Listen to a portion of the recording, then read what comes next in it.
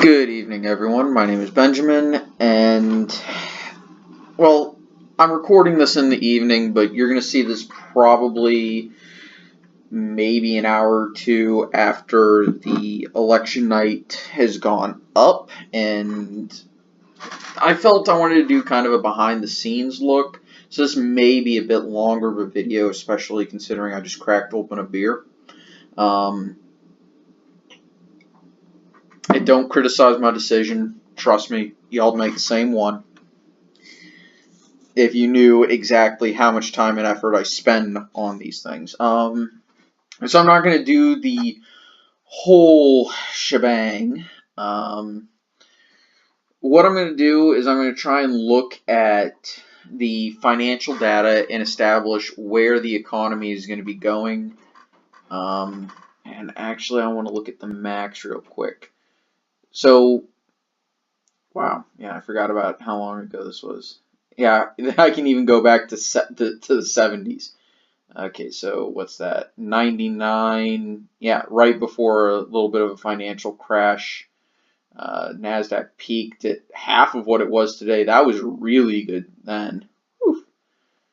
But this was also the tech bubble, so be wary of looking at that. This is a NASDAQ fund, which is technology stocks. So this is what I'm looking at, and what I'm doing is currently we're in a bit of market correction. I want to look at how long those typically last. There's the recession, which wasn't all that bad in the grand scheme of things. A little bit of a market correction, so that lasted barely a year, not even. Another little dip, little market correction, again, not even a year. So this is unusually long for a market correction. So I'm going to actually ignore it, and looking at the recent trend, I'm going to go to the 5-year now, which takes us back to 14, and it's gained about 60% of the value in 5 years. So going to 2 years ago, which would be start of 17, it's gained 40%. So we're at 140% of what it was 4 years ago, right? So current value, I'm just going to round down to 7,500. 7,500 times 1.4. Okay? So, shouldn't be too hard to figure out, right? I'm doing some basic math. Actually, I'm going to ignore that. 4 times nothing is nothing. I'm just going to drop this all the way down just to make sure I don't screw this up. Nothing is nothing. 4 times nothing is nothing. 4 times 5 is 20. So we're going to carry that too, right? Yeah, I don't have my calculator on me. Sue me. Don't actually sue me. I can't afford it. Oh, I probably could actually. Don't sue me, please.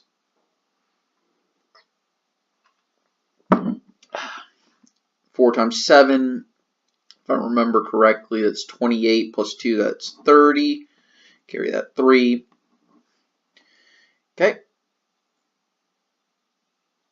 And because I put a decimal point there, I'm probably going to have to add it again. Okay, so, and then we add there because we're putting in tens place. There we go.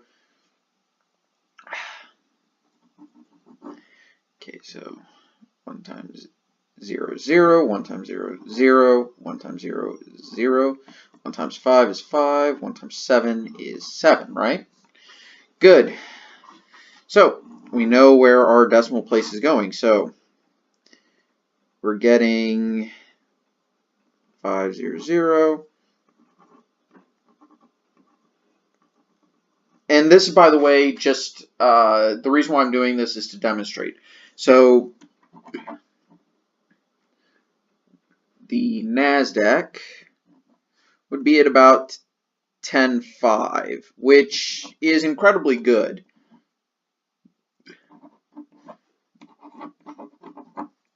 Okay, so we can exit out of that tab, and we're going to assume, going back to the max, same thing. Market corrections are basically non-existent.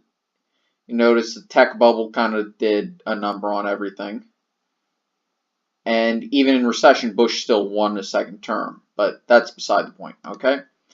So, by the way, I did a copy of my model for a forecast, right? And I'm going to plug those numbers in.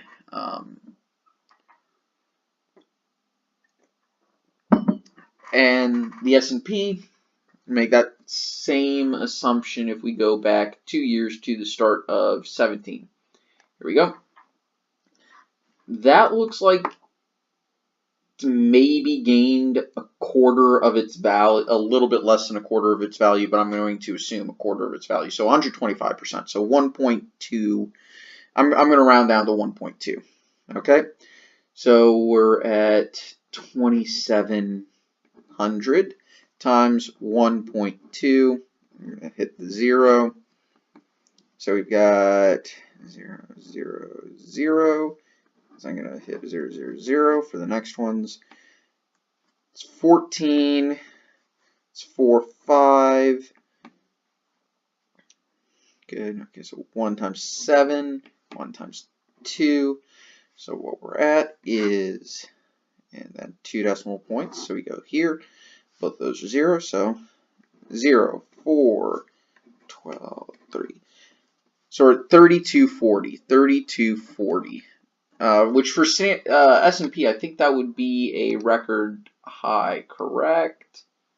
Yeah, the S&P has never crossed 3,000, so that is really good. Again, that would be seen as beneficial. Okay, so the Dow, and just to check, we go out to the max, and this has data long. Actually, no, the Nasdaq has a longer index.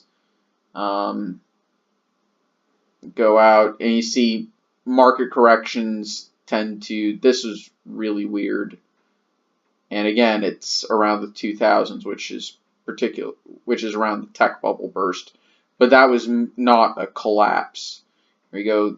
Instead, the market crash of 08 hit the Dow harder than anything else, and then it actually didn't quickly rebound, but that's kind of where it crossed that end point, right? Where it reached its pre-crash peak. We go up, and now we're here. Let's hit 5 years, and then let's hit 2 years, and I'm going to assume, again, the same trend. So let's go back to February, and we've gained a quarter of value, so 1.2. I'm going to round down to 1.2, even though this is a true quarter of the value, right? So we're at 25.9. Okay.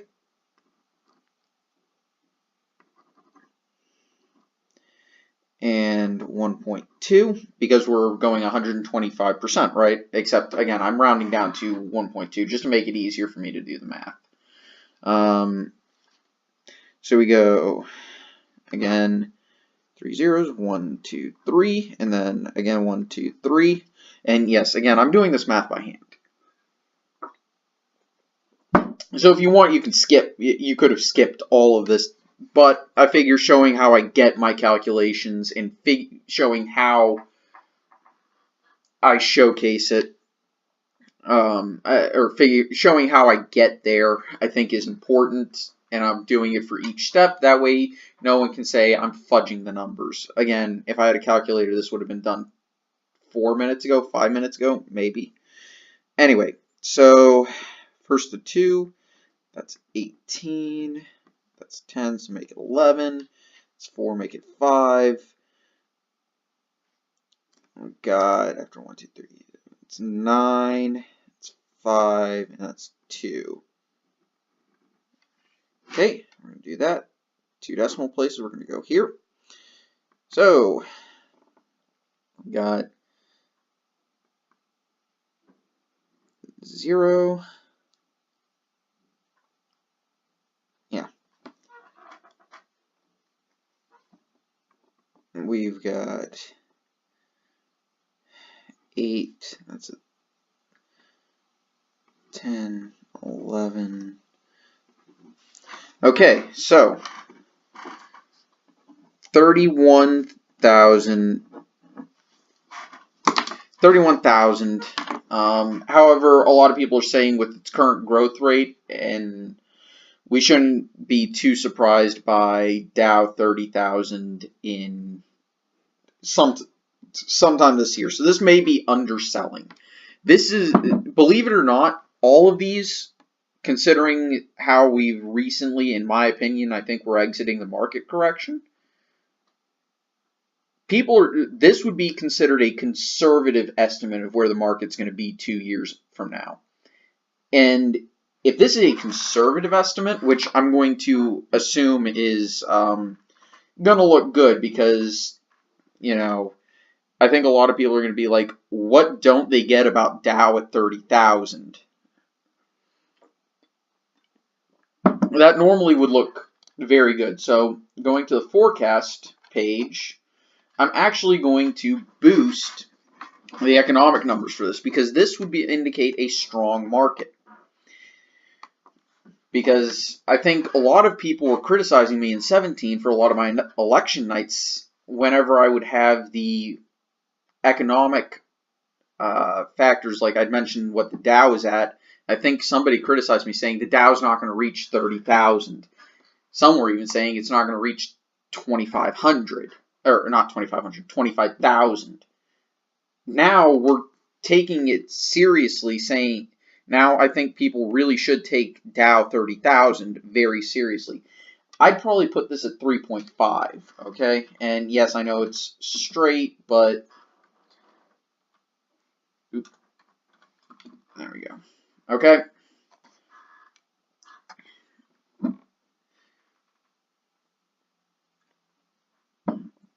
So I'm going to exit out of that. I'm going to look at some of these comments that I've gotten from this video where I asked for some scenarios, some candidates, some people to talk to. So obviously I'm going Trump, Pence on the Republican ticket because I don't really see anything happening to change that, and I think it's the most honest thing to do, because if I don't, I'm projecting I would be indicating something that, number one, I don't think is true, and number two, it probably isn't going to happen as much as say progressives actually want it to. I just don't see Trump getting removed from office or dying, and I don't think Pence is going to leave the administration. I think he's probably the one who's keeping it as stable as it is, all things considered. So looking at these, I think the most likely candidate to win the nomination is Kamala Harris. However, that wasn't suggested. Actually, it was Trump versus Harris by Dragon Report. Okay, so Harris would be the most likely candidate, but I'm curious. This one is interesting because I don't think Bloomberg would win the nomination because I think I mentioned this in the Haters Guide. The one word billionaire. Also, guys, watch this one, this TED Talk about why city flags are the worst things you've ever seen. Watch it. I guarantee you'll laugh. Sanders and Stacey Abrams. That's an interesting one. Biden versus Biden and Castro. That's an interesting one too. Booker and Bennett. Booker and Bennett is that one actually fits in with my belief that the vice presidential nominee on the Democratic ticket is going to be some bland white guy. And that's kind of what Bennett is. Cory Booker, I think, would depress turnout amongst Democrats, but my model's probably not going to assume that.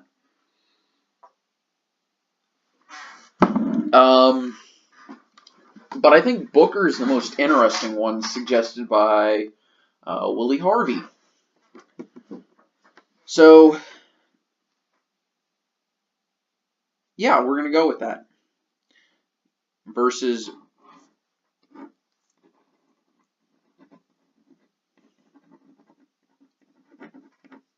Booker Bennett. Okay, so now we have our Democratic candidate.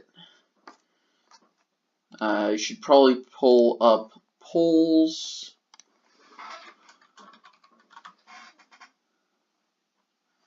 Okay, I'm going to look at, okay, so that's, here we go. It's a presidential general election.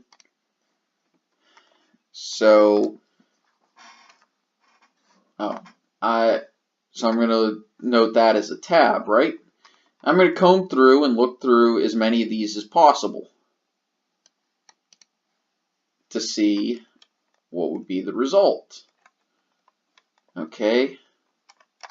And that, I think, is that really all? Okay, no. Okay. Okay, and that's just straight up general. There we go. And that is 51, 49. Okay. And scrolling down, is there any more? I just want to include get as many as I can. Here we go. There's another one. I'm not a big fan of public policy polling, simply because I think they oversample Democrats and more big state / urban voters. But I mean, it's so bad that RCP actually lists them as a Democratic pollster rather than just a straight pollster. They actually consider them nonpartisan. And I think Wikipedia does as well. And contrary to popular belief, you can reasonably trust Wikipedia just to verify the information you get from there. Okay? So it's another general election. So 47, 42. And I'll come back through afterwards. I'm not going to show you all of what I do because it's going to be just a lot of filling in polling information and getting a reasonable average from those, including a margin of error. Like, I'll average all the polling numbers I get shown, including the state numbers, and I will create a margin of error for those, for that average, and put polls in that range. Okay? And then I'll put those in, and that's a lot of math. I've already shown you more than enough. So, yeah, and that seems to be it. That's the general. I thought there was one or two vindicated something else. Okay. Anyway, I'm going to put those numbers in and start making it. I'm going to use 270 as my map, and then I'll put it in the show, and you guys will get to see that. Anyway, I want to thank y'all for checking out the behind the scenes, and please post in some more detailed election night suggestions, and I will get to those as I can. Don't expect these all the time. I'm not a big fan of this format, to be 100% honest, but if you guys really want me to do them, I would appreciate, because of the amount of work I actually do put together on these, I would appreciate, you know, at least a tip on Patreon or a donation or something. You know, I would greatly appreciate it. Anyway, thank y'all for watching. Hope you enjoyed. I'll see you guys next time. Take it easy. Bye.